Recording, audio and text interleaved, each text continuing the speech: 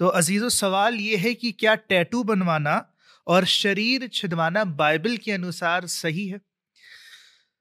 अजीजों, सबसे पहले तो ये जो सवाल जिसने भी पूछा है, चाहे वो भाई हो चाहे बहन हो, इसकी कारण क्या है, इसका रीजन क्या है कि ये क्यों सवाल पूछा गया। सबसे पहले थोड़ी देर इसके विषय में हमें चर्चा करना जरूरी है।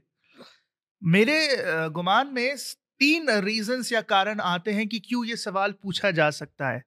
सबसे पहला कारण ये हो सकता है, आपको मालूम है, हम जो जिस सोसाइटी को बिलोंग करते हैं, अगर हम खासों से मसीहों की बात करें, तो अगर हम घर की बात करें, अपने परिवार की या अपनी सोसाइटी की या अपनी कलीसियाओं में, तो अक्सर ये देखने में आता है कि अगर कोई शख्स टैटू बनवाए, तो ऐसा एक जनरल परसेप्शन है कि ये जो है वो सही बात नहीं है, ठीक है ना।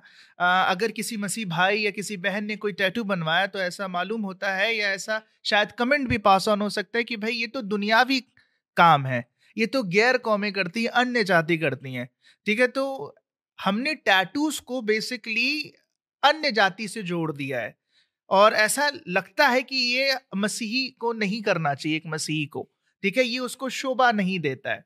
तो हो सकता है ये पहला रीजन हो कि हमारे किसी भाई या बहन ने ये सवाल किया हो।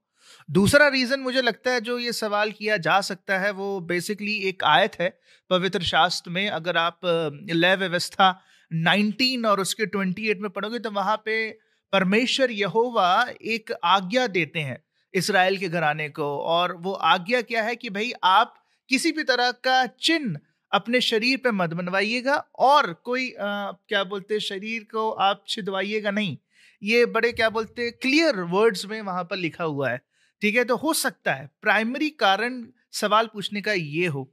और एक हवाला जो लोग इस्तेमाल करते हैं वो है पहला कुरिन्थियों 6 और उसका 19, जहां पे पौलुस कहता है कि तुम्हारा देह पवित्र आत्मा का मंदिर है, ठीक है ना। पवित्र आत्मा आपको दिया गया परमेश्वर की तरफ से, तो आप उसका अनादर ना करें। ये तीन कारण मुझे लगता है कि सवाल पूछने वाले के जहन में होंगे।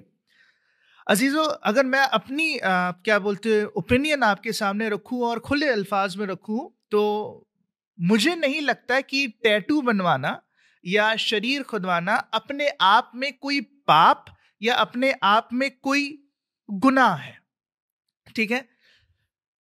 मुझे लगता है इसका जो सही सवाल होना चाहिए था वो ये है कि क्या टैटू बनवाना या शरीर खुद छिदवाना हमारे लिए समझदारी की बात है? क्या ये हमारे लिए एक वाइज डिसीजन होगा? क्या इससे परमेश्वर के नाम को महिमा मिल रही है? क्या परमेश्वर की कलीसिया की तरक्की हो रही है? क्या टैटू बनवाना और शरीर छिदवाना हमारे किसी अजीज की ठोकर का बायस नहीं हो रहा है? क्या ये हमारे लिए वाइज है? क्या ये हमारे लिए समझदारी की बात है? आइए देखते हैं पवित्र शास्त्र क्या कहता है। देखिए अजीजों, पौलुस कहता है पहला कुरिन्थियों 10:23 में, सब वस्तुएं मेरे लिए उचित तो है, परंतु सब लाभ की नहीं। सब वस्तुएं मेरे लिए उचित तो है, परंतु सब वस्तुओं से उन्नति नहीं। अगर आप पौलुस के खत पढ़ते हैं, तो आपको इस बात को पता होगा। भाइयों, मैं आपको भी बताना चाहता हूं कि पौलुस अक्सर खत इसलिए लिखता था, पत्रियां इसलिए लिखता था, ताकि उससे कलीसिया की उन्नति हो। अगर कोई झूठी शिक्षा है तो वो उस झूठी शिक्षा का विरोध करेगा। अगर कलीसिया में कोई शख्स है जिसने कोई गुनाह किया हो, तो वो उस गुनाह को उस पर जाहिर करेगा, ठीक है, पौलुस अपने खत के द्वारा। और बेसिकली उसका पर्पस होता है कि कलीसिया या चर्च एडिफाई हो, ठीक है। ये उसका प्राइमरी पर्पस है। और तो पॉइंट मेरा ये है कि पौलुस की नजर में कलीसिया का जो एडिफिकेशन है वो मद्दे नजर है, ठीक है। एक हम लोग रियल लाइफ एग्जांपल लेते हैं अजीजों। हमको पता है कि हम भारतीय समाज और क्या बोलते देश को बिलोंग करते, सभ्यता को बिलोंग करते हैं, ठीक है। और अगर हम क्या बोलते कपड़ों की बात करें, ठीक है, तो कपड़े जो हैं वो अलग अलग क्या बोलते देशों में अलग अलग तरीके के कपड़े पहने जाते हैं, ठीक है। तो पॉइंट ये है कि अगर हम कलीसिया में चाहे कोई भाई हो चाहे कोई बहन हो, ऐसे कपड़े पहन के अगर हम आए जो हमारे क्या बोलते किसी की ठोकर खाने का सबब हो, तो क्या ये सही होगा? क्या ये वाइज होगा? ठीक है, ये एक बात है, ठीक। तो मेरा कहना ये है कि अगर टैटू क्या बोलते हैं लगवाने से या शरीर छिदवाने से अगर आपके क्या बोलते किसी अजीज को या किसी भाई या बहन को ठोकर लग रही है, तो हमें इससे बाज आना चाहिए, ठीक है। और इसकी क्या बोलते क्लियर करने के लिए एक और हवाला मैं आपके सामने रखना चाहता हूं। यहाँ पर रोमियो के खत उसके 15वें बाब की दूसरी आयत में लिखा हुआ है, हम में से हर एक अपने पड़ोसी और उसकी भलाई के लिए प्रसन्न करने और उसकी उन्नति के लिए यत्न करे, ठीक है ना। हम में से हर एक अपने भाई को प्रसन्न करने और उसकी उन्नति के लिए यत्न करे। और अगर आप इसके कॉन्टेक्स्ट को देखोगे, रोमन्स चैप्टर 15 वर्स 2 के कॉन्टेक्स्ट को देखोगे, अगर आप 14वें बाब की 20वीं आयत से पढ़ोगे तो पौलुस के सामने दो किस्म के लोग हैं। एक ऐसे किस्म के लोग हैं जो शायद एक तरीके का भोजन खाना पसंद करते हो, जो दूसरे किस्म के लोगों को शायद पसंद ना हो। आपने हलाल और हराम का कॉन्सेप्ट तो सुना ही होगा। हम में से अक्सर क्या बोलते हैं, कलीसिया में भी लोग कहते हैं कि भाई देखिए, ये खाना जो है वो हमारे लिए जायज है और ये खाना हमारे लिए जायज नहीं है, ठीक है ना। तो पौलुस देखिए उनके बारे में क्या कहता है। आपके क्या बोलते हैं, रोमन्स चैप्टर 14 वर्स 20 में लिखा हुआ है, भोजन के लिए परमेश्वर का काम ना बिगाड़, सब कुछ शुद्ध तो है परंतु उस मनुष्य के लिए बुरा है जिसको उस भोजन से ठोकर लगती है। और 21वीं आयत में वो कहता है, भला तो ये है कि तू ना मांस खा और ना दाखरस पी और ना कुछ ऐसा कर जिससे तेरे भाई को ठोकर लगे। अजीजों, सिंपल से वर्ड्स में अगर मैं आपको कहूं, अगर टैटू बनवाना या शरीर छदवाने से किसी अजीज या किसी भाई या बहन को या आपके परिवार में से किसी परिजन को कोई प्रॉब्लम है, उसको ठोकर लग रही है, तो मसीह मोहब्बत इस बात का तकाजा करती है कि हम ऐसे काम से बाज आए। क्या हम फ्री हैं? जी हाँ, क्योंकि ये दोनों चीजें, चाहे वो टैटू बनवाना हो चाहे वो शरीर छिदवाना हो, अपने आप में गुनाह नहीं है। अब जो सवाल बनता है वो ये है कि भाई लेकिन आप ही ने तो कहा, लय व्यवस्था 19 और उसके 28 में लिखा हुआ है, परमेश्वर ने बड़े क्लियर वर्ड्स अंदाज में मूसा की जुबानी इजराइल को बोला कि आप ना तो टैटू बनवाइए और ना ही आप शरीर छिदवाइए। इसको आप कैसे समझाएंगे या इसको हम कैसे समझे? अजीजों, इस आयत को समझने के दो क्या बोलते मुख्य कारण है या दो रीजन है या दो क्या बोलते विकल्प है जिससे हम इस आयत को समझ सकते हैं। सबसे पहले अगर आप इस आयत के कॉन्टेक्स्ट को देखें, तो ये जो आयत है लय व्यवस्था 19, आप उसका कॉन्टेक्स्ट देखें। बेसिकली यहाँ पर क्या बात हुई है? बात ये हुई कि यहाँ पर जो प्राइमरी ऑडियंस है जिससे परमेश्वर ने मूसा के द्वारा बात करी है, वो इस्राएल का घराना है। और बोलने वाला कौन है? लय व्यवस्था 19 में बोलने वाला आपका स्वयं परमेश्वर यहोवा है। कॉन्टेक्स्ट क्या है? कॉन्टेक्स्ट अजीजो ये है कि परमेश्वर ने अपने बड़े क्या बोलते जोरावर हाथ से मूसा की क्या बोलते सरपरस्ती में इजराइल को मुल्क मिस्र की गुलामी से निकाल कर ले आया है, और अभी वो वादे की जमीन पे प्रवेश करने को है, अभी वो प्रवेश नहीं किए हैं, ठीक है। तो प्रवेश करने से पहले परमेश्वर कुछ आज्ञाएं, कुछ कमांडमेंट्स उनके आगे रख रहा है, और उन बहुत सारी कमांडमेंट में से एक कमांडमेंट ये है जिसका जिक्र मैंने आपसे किया। आप चाहें तो खुद पवित्र शास्त्र में लय व्यवस्था 19 और वर्स 28 को पढ़ सकते हैं, ठीक है। मैं आपको बताना चाहता हूं कि ये जितनी भी आज्ञाएं अभी तक इसमें लिखी हुई हैं, आप पूरे चैप्टर को पढ़ेंगे तो इसमें बहुत सारी आज्ञाएं आपको मिलेंगी। ये तमाम की तमाम आज्ञाएं मूसा के या पुराने वाचा के से रिलेटेड कमांडमेंट्स या आज्ञाएं हैं, ठीक है ना। आपको इस कॉन्टेक्स्ट को समझना जरूरी है कि ये आज्ञाएं जो है वो पुरानी वाचा का हिस्सा है। ये बात सच है कि ये परमेश्वर के कलाम में है, और ये भी बात सच है कि परमेश्वर अपने कलाम के जरिए से हमसे बात करता है, लेकिन हमें संदर्भ को देखना है कि संदर्भ क्या है। और इस आयत का संदर्भ लय व्यवस्था 1928 जिसमें टैटू बनवाना और आपका शरीर छिदवाने की बात की गई कि आपको ऐसा नहीं करना है, ये आपके क्या बोलते हैं पुराने अहद का या वाचा का एक हिस्सा है। तो ये तो बात रही आपकी क्या बोलते हैं कॉन्टेक्स्ट की। अब क्यों मना किया गया है, बात ये आती है घूम फिर कर। तो अजीजों इसके दो कारण हैं, ठीक है। सबसे पहला कारण जो अक्सर बाइबल के जो पढ़ते हैं और पढ़ाते हैं स्कॉलर्स हैं, वो ये कहते हैं कि भाई देखिए, इज़राइल वाहिद कौम तो नहीं थी उस जमाने में, ठीक है ना। आपकी इज़राइल के इर्दा गिर्द जैसे कि कैनानाइट्स हो गए, जैसे कि पेरिजाइट्स हो गए, जैसे कि जेबूसाइट्स हो गए, जैसे कि अमोरी हो गए। ये तमाम कौमें जो थी ऑब्वियसली वो परमेश्वर के अहद और उसके कलाम से वंचित थी, गुनाह में अपना जिंदगी गुजारती थी, दूसरे देवी देवताओं की परस्तिश करती थी। तो अक्सर लोगों का ये कहना है जो बाइबल को पढ़ते हुए पढ़ाते हैं कि ये टैटू बनाने की जो प्रथा है और शरीर छिदवाने की जो प्रथा है वो दरअसल गैर कौमों की निशानी है, ठीक है ना। गैर कौम इस तरह के विधियां फॉलो करते हैं, ठीक है।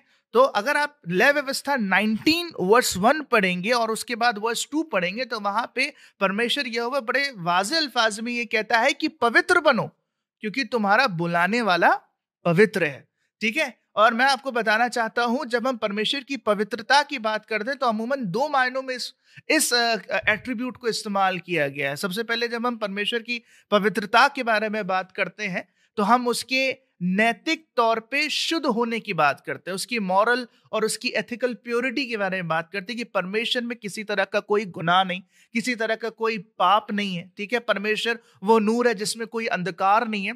लेकिन परमेश्वर के एक सेवक है जिनका नाम है डॉक्टर आशीष स्प्रोल, उनका ये कहना है कि अक्सर होलीनेस का जो एट्रीब्यूट है, जो परमेश्वर की खूबी है, वो इस संदर्भ में भी हम इस्तेमाल कर सकते हैं कि परमेश्वर जो है वो हर तरह और हर लिहाज से यूनिक है।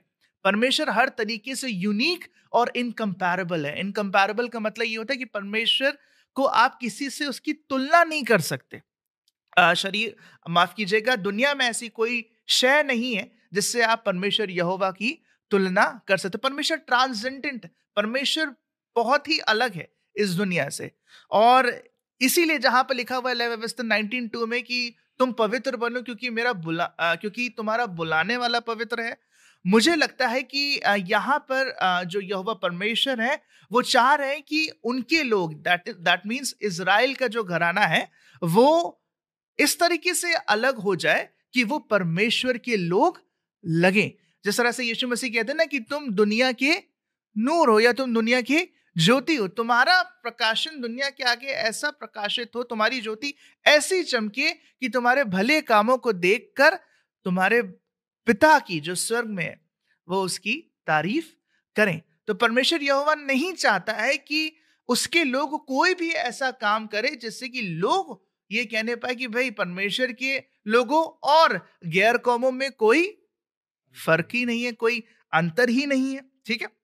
और पौलुस भी कहता है रोमियो चैप्टर 12 वर्स 2 में, इन संसार के सदृश्य ना बनो परंतु तुम्हारे मन के नए हो जाने से तुम्हारा चाल चलन भी बदलता जाए। और देखिए परमेश्वर यहोवा खुद कहते हैं लेवी व्यवस्था 20 वर्स 23 में, और जिस जाति के लोगों को मैं तुम्हारे आगे से निकालता हूं उनकी रीति रस्म पर ना चलना, क्योंकि उन लोगों ने जो ये सब कुछ कुकर्म किए हैं इसी कारण मैं उनसे घृणा करता हूं। तो टैटू बनवाना या शरीर छिदवाना, कहने वालों का कहना है कि ये एक पेगन प्रैक्टिस है, अन्य जाति इस तरह का करते थे, इसलिए परमेश्वर ने आपको मना किया। अब एक और रीजन है जो स्कॉलर्स देते हैं, और एक स्कॉलर का नाम मैं आपके सामने रखना चाह रहा हूं। उनका नाम है मार्क शावलिस। ये आपके क्या बोलते पूर्वी प्राचीन संदर्भ, that means ancient near eastern के एक स्कॉलर है, एक बिब्लिकल आर्कियोलॉजिस्ट है। और उनका ये कहना है कि देखिए, हो सकता है कि इस मना करने के कारण ये भी हो क्योंकि उनने जब रिसर्च करी तो उनने एक आर्टिकल लिखा अपना, और वो आर्टिकल का नाम है what does the Bible say about tattoos. उसमें वो इस बात को कहते हैं कि ये जो टैटू बनाने की जो प्रथा है ये दरअसल मिस्री संदर्भ में और मिस्री सभ्यता में बहुत मशहूर थी। और ये टैटू किनके लिए होते थे? ये टैटूज बेसिकली स्लेव्स के लिए हुआ करते थे, दास के लिए हुआ करते थे, सर्वेंट्स के लिए हुआ करते थे कि हाँ, ये शख्स जो है वो फला बादशाह या राजा या हाकिम का दास है, उनका वो सर्वेंट है। ठीक है ना?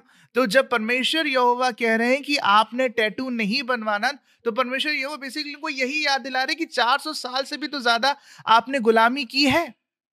आपके शायद माथों पर, आपके शायद गर्दन पर, आपके शायद हाथ पर वो बंदुआई की जो कहते हैं ना एक साइन, वो आज भी वहां पे। अब आइंदा से आप इस तरह के कोई साइन जो आपके क्या बोलते स्लेवरी को, आपके दासत्व को जाहिर करें, आप प्लीज ऐसे साइन ना बनवाएं। ठीक है ना? ये एक रीजन है। लेकिन अगर फिर भी आपको लगता है कि भाई देखिए परमेश्वर के कलाम में लिखा टैटू नहीं बनवाना है तो नहीं बनवाना है, शरीर नहीं छिदवाना है तो नहीं छिदवाना है, तो मैं आपसे सिर्फ इतना बड़ी विनम्रता के साथ अर्ज करना चाहता हूं कि लय व्यवस्था, दैट मीन्स वही चैप्टर जिसकी 19वीं की 28वीं आयत में ये लिखा हुआ है कि टैटू ना बनवाइए और शरीर ना छिदवाइए, उसी की चंद आयतों पीछे, दैट इज लय व्यवस्था 1919 में लिखा हुआ है, तुम मेरी विधियों को निरंतर मानना, अपने पशुओं को भिन्न जाति के पशुओं के साथ मेल ना देना, अपने खेत में 2 प्रकार के बीज इकट्ठा मत करना, और सनी और ऊन के मिलावट से बना हुआ वस्त्र ना पहनना। तो भाई क्या बोलते, पशु को तो जाने दीजिए, यहां पे लिखा हुआ है कि अगर आपके पास कोई पशु है तो आप किसी दूसरे पशु के साथ मेल मत करवाइए। ठीक है? आप अगर आपके खेत में 2 प्रकार के बीज इकट्ठा आप ना करिए, और आखिरी में लिखा हुआ है कि आप क्लोथ और लिनन, माफ कीजिएगा, वूल और लिनन से बना हुआ लिबास आप नहीं पहने। तो हम में से कौन है जो इन आयतों को मतलब इन आयतों को आज भी फॉलो करता है? हम जानते हैं कि ये क्या बोलते उस जमाने के लोगों से कही गई थी और एक पर्टिकुलर कॉन्टेक्स्ट में कही गई थी। So that is my point. अगर आपको फॉलो करना है तो आप पूरा करिए, वरना ना करिए। और रही बात शरीर छिदवाने की, तो ऑब्वियसली मैंने आपको बताई एक पेगन प्रैक्टिस थी। और अगर आपने एलिजा का जिक्र पढ़ा है तो आपको पता है कि जो बाल के पुजारी थे, जब उनने देखा कि उनकी मजबे पे आसमान से आग नहीं उतरी तो उनने अपने शरीर को काटा। ठीक है? तो that was a pagan practice.